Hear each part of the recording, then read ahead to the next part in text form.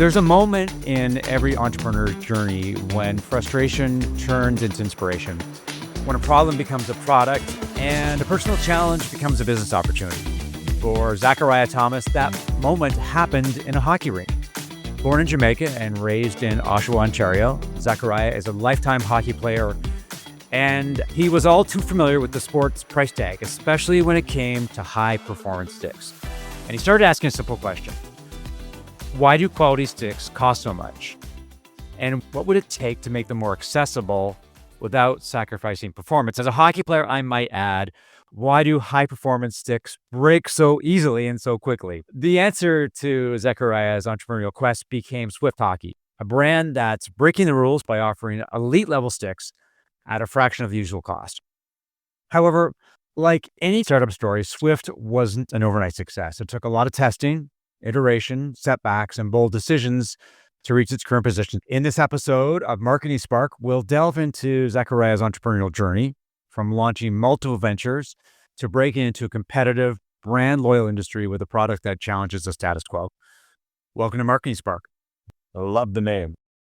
At 22 years old, you have a lot of business and entrepreneurial experience. I'd love to go back to the start of your entrepreneurial career. Walk me through the different businesses that you had. It looks as though they were some drop shipping things that you saw as a seize the moment opportunity, and also be interested in some of the big lessons that you learned along the way.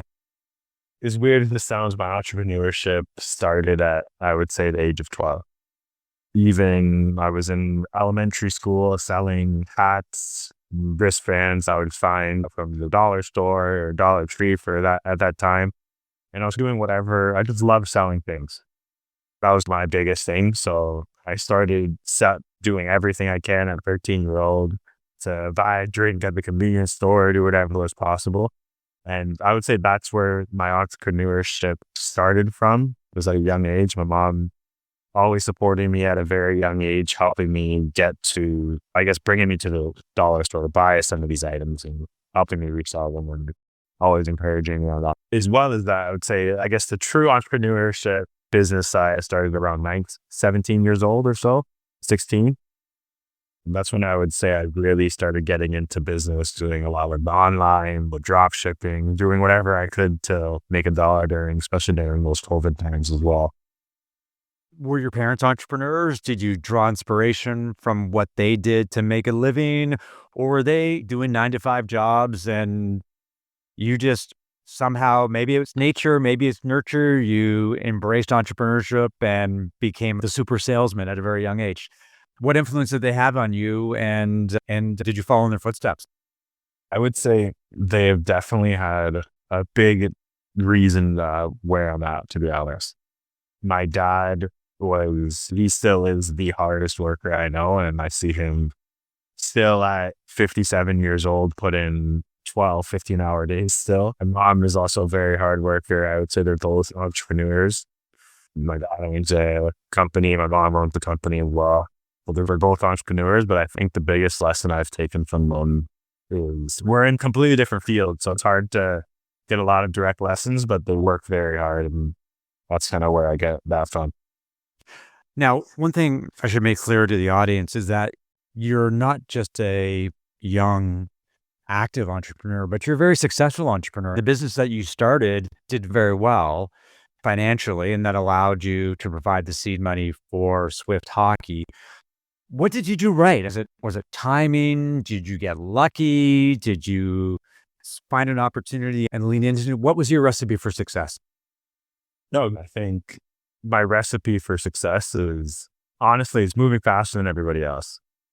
That was my biggest thing. If I had an idea, I'd failed so many times that's obviously not publicized as much, but if I had an idea, I would have it done and set within a day. Where some people, they'll have an idea and it takes them 6 months to even get the idea going or rolling. I would try and get it done as fast as possible. And obviously that comes with a lot of failing on my end and not losses, but I've learned from those losses a lot. And I'd say that's the biggest reason why I learned that. So just out of curiosity, what was your biggest success as a pre-Swift entrepreneur? And what would you say your biggest failure was? My biggest failure is not moving fast enough on things. Even though I try to move fast on everything, I think there's so many opportunities where the faster I moved, or if I moved even a little, couple seconds faster. And I guess I learned this from hockey. And I guess my coaches have always instilled in players from day one to just move faster, do things a little quicker, especially moving up the levels. That was always the biggest thing. So I wish I moved a little bit faster. I would say that's my biggest failure throughout everything. My biggest success through business was definitely in the drop shipping.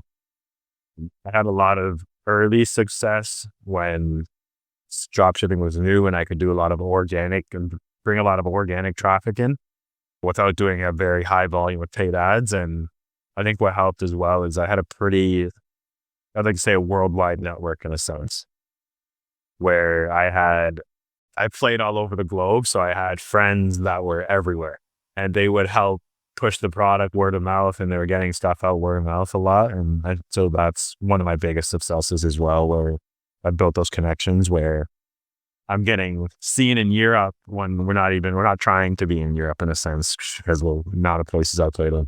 Was there any product that really took off for you that even surprised you by how well it did? We sold teddy bears a couple times as well. I would say that's the weirdest thing I have done. We've tried everything. We've tried kids' toys. We've tried girls' clothing as well. And even as a male, I don't know anything really about girls' clothing. And I was trying everything.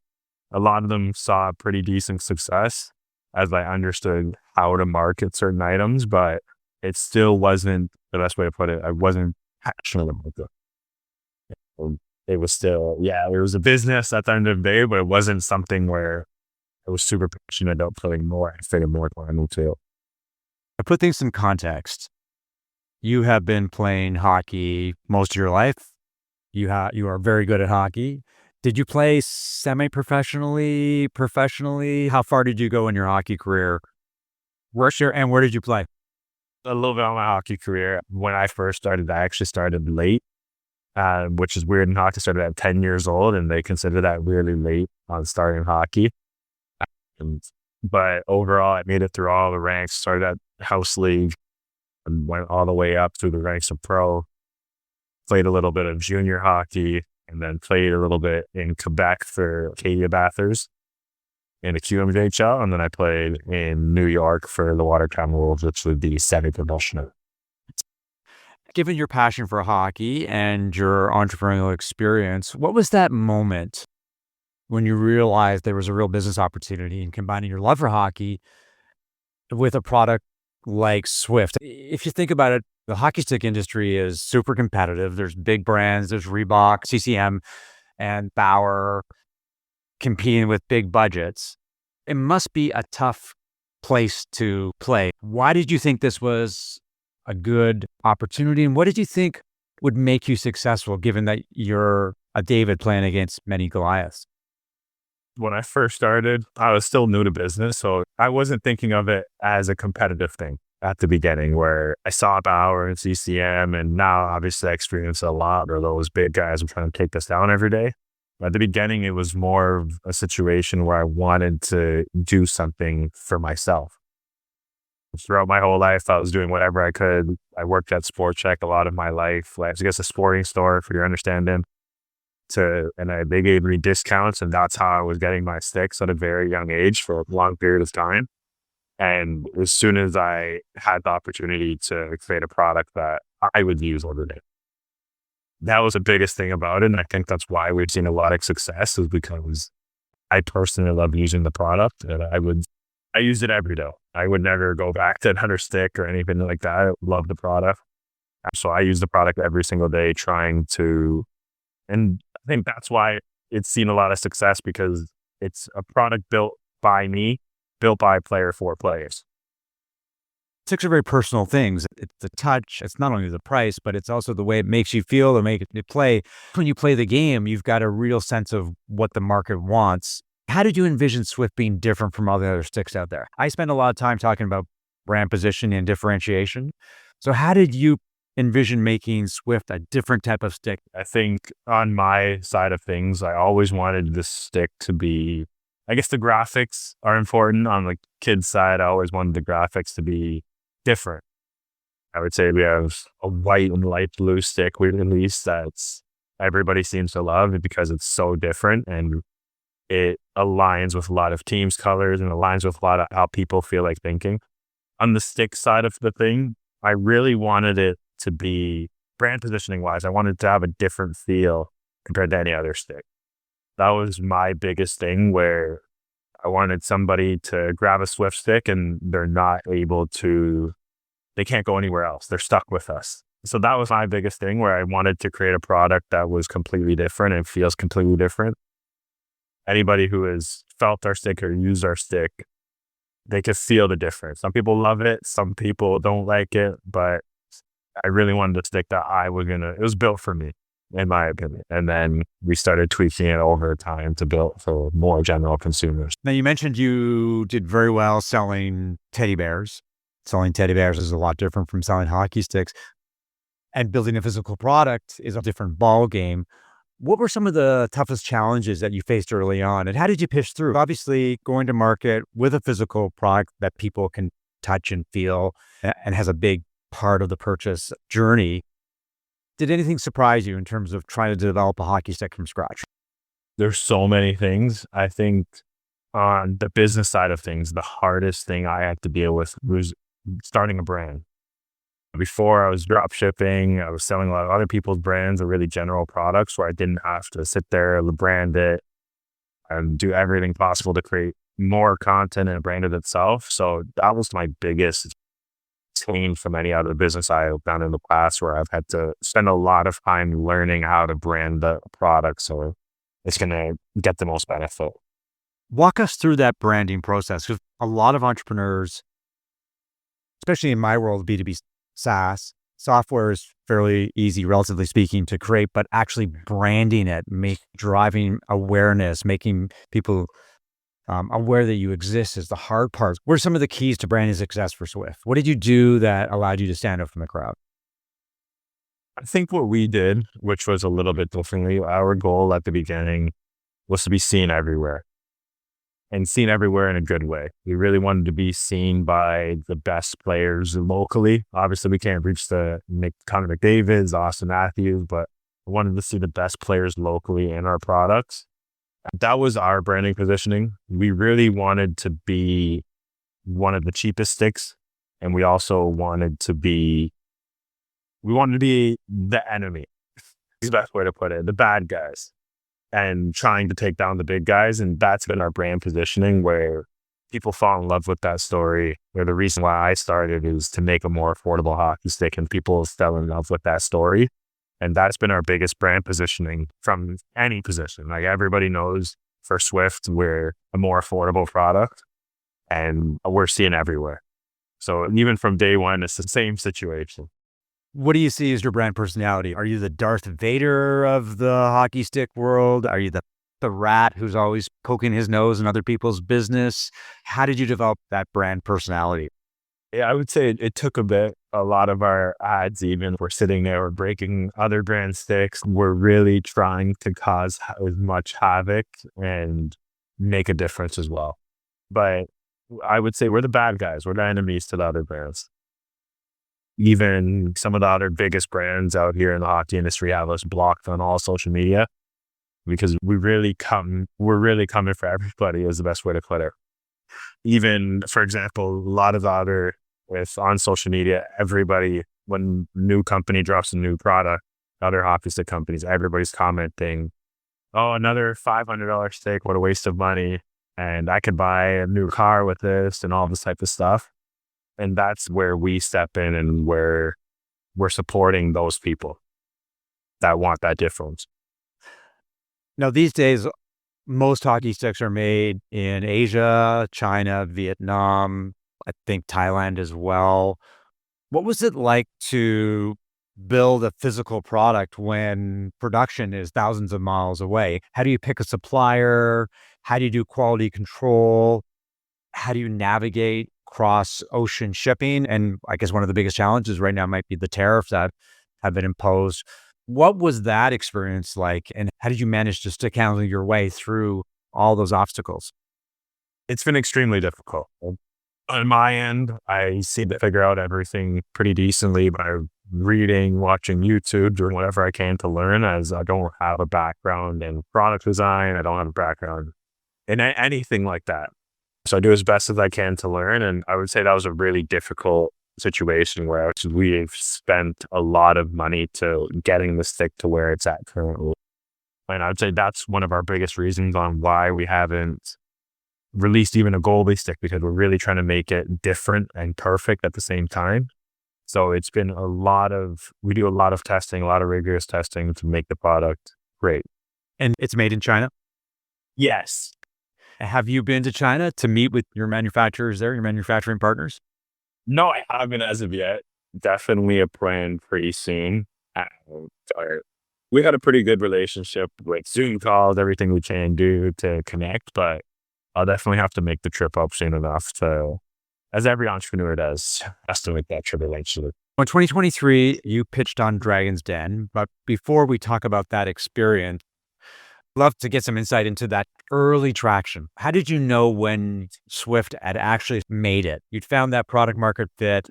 There was an audience for what you were trying to sell. Your brand was resonating with people, and that you started to see sales. How long did it take for that to happen? And what do you think made you successful and from a sales perspective? I would say even before Dragons Den, we were in a weird situation as well where we're growing pretty fast before Dragons Den. I would say Dragons Den didn't bring in a lot of sales from, I guess, the initial episode as I would have thought initially, to be honest. But overall, it gave us a stamp of approval in the market where people can trust our brand and they're willing to buy our product now because they know we're a legit company and there's a face behind it. All these other hockey stick companies will pop up here and there, but it's very hard to succeed without having somebody repping the brand and has that face behind it. As you see in marketing, I'm pretty much the face of the company and you can see me everywhere and all the ads and everything.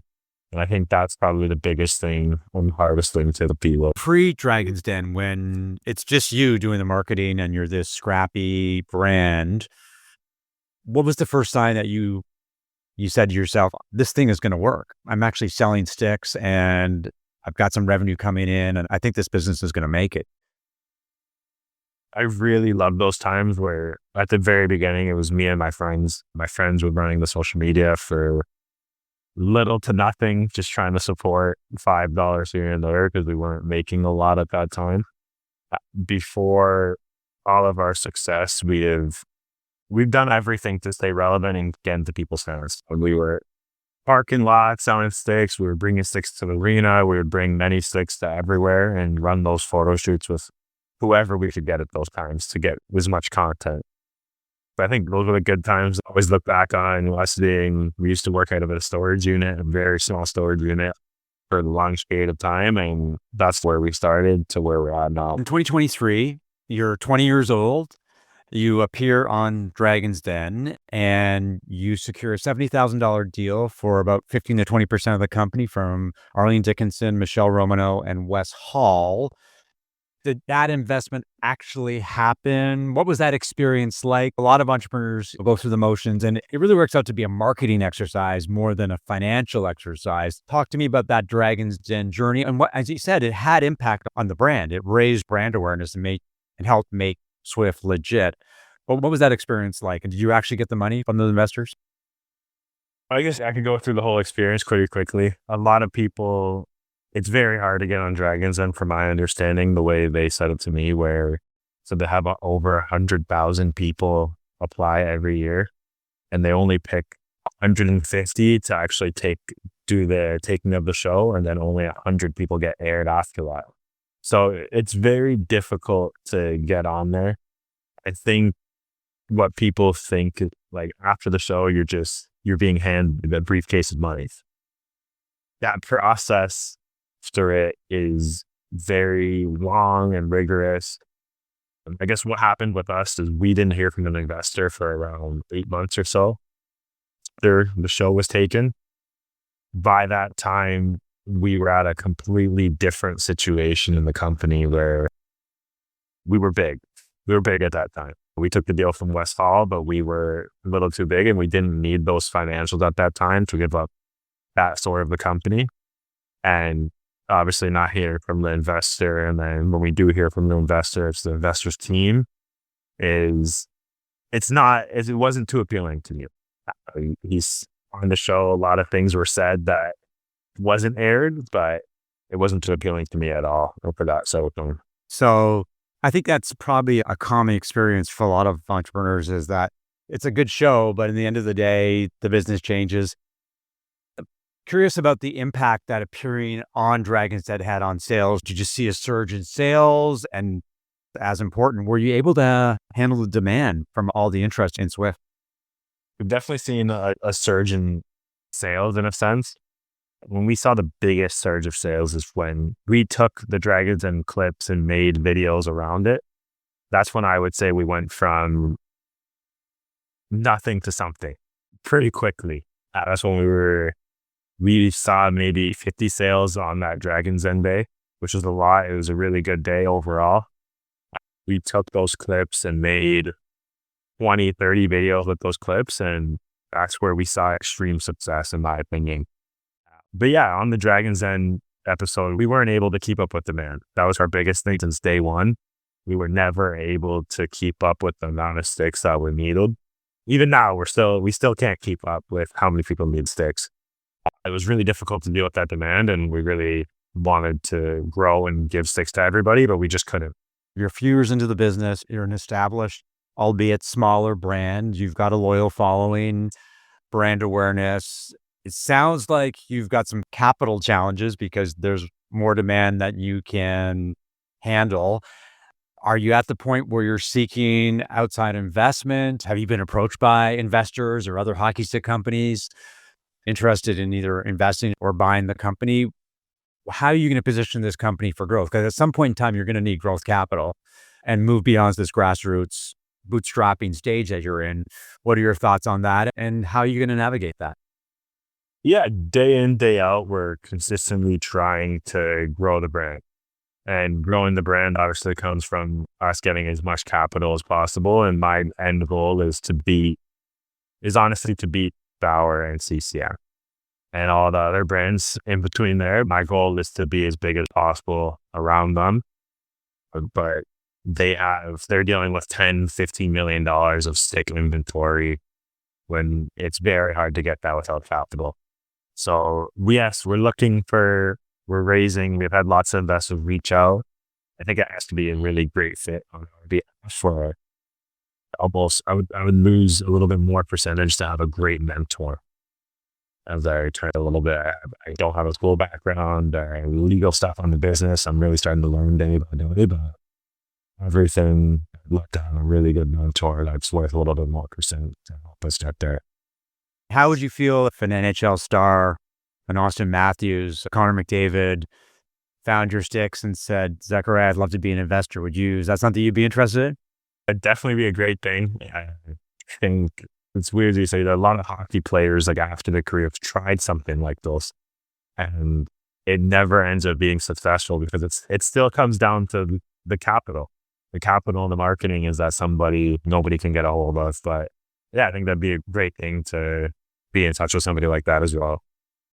If someone listening wants to build something around their passion, whether it's hockey or baseball or baking or clothing, what's the most important thing that you'd want them to know? I'd say no matter what you do, the biggest thing is to actually do it. Do it as fast as you can and try and get out as much in the business, whatever your passion is. You have to do it as fast as you can and don't procrastinate around it. And I would say that's the reason why I have done a lot and I've done the business at such a young age, where most people have the same ideas at my age, but they procrastinate and they wait until they're in a better situation. You have to do it when you have nothing and do it no matter what and push for it.